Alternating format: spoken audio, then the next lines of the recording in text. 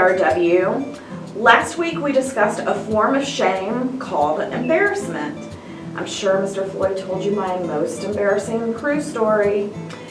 Well, when we experience emotions like these, we also have a lot of different thoughts running through our mind. These thoughts sometimes become beliefs we have about ourselves.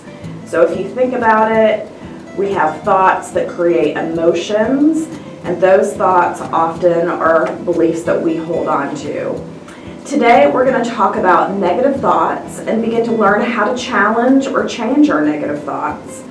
This is a really important life skill to learn and to use.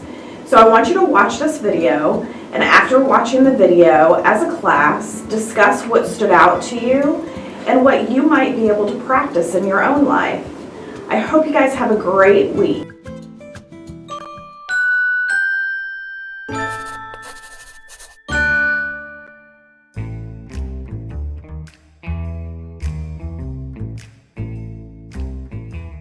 Imagine a day full of negative thoughts where everything just does not seem to be going your way and you're stuck thinking about how horrible everything is. Even if something starts to go well, your brain just will not let you forget that mistake you made on your math test or the fact that you spilled milk all over your table at lunch. If this has happened to you, then you have a bad case of the ants or automatic negative thoughts. These thoughts are always negative. They leave you feeling pretty bad. They tend to stop you from problem solving. They're definitely unwanted, and they're believable because you're stuck in the web of negative thinking. And once you get stuck, it can be kind of tricky to get yourself out on your own. These thoughts are just like ants at a picnic. When there's just one or two, we can manage them. But when they swarm or invite their ant buddies to your lunch, they get so annoying or overwhelming that they start to take away any of the joy you felt from just being in the sunshine eating your lunch in the first place. Negative thoughts are totally normal. We experience all sorts of thoughts in our day, so the ant buddies are bound to show up with their negativity at some point or another. In fact, our negative thoughts are actually there to try and keep us safe by helping us identify what might hurt us and helping us to try and learn from our mistakes.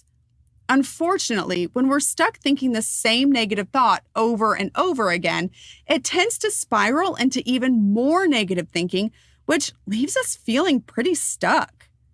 When the swarm of ant buddies takes over, it can leave us feeling afraid, anxious, worried, or even angry.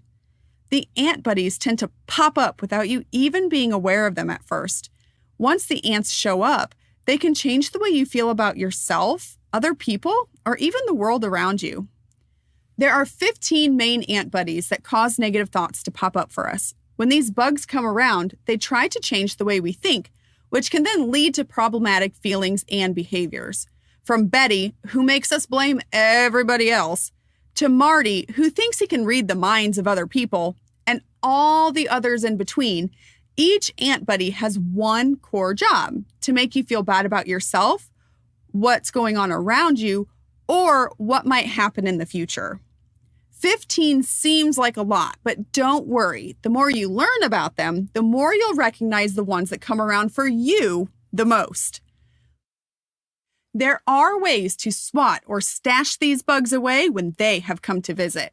There are a few simple things you can try in order to get the ant buddies to bug off. First, focus on recognizing the thought.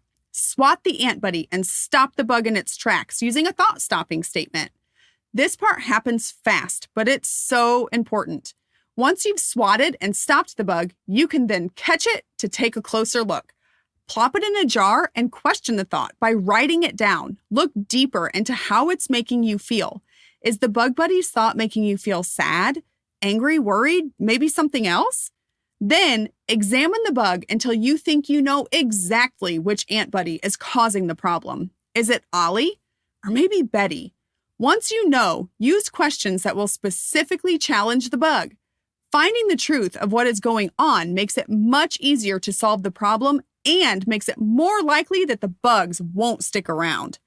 Don't forget, if you are having a hard time figuring out how to get unstuck from the web of negative thinking, Find a trusted adult that can help you catch and question the ant buddy that you have sticking around.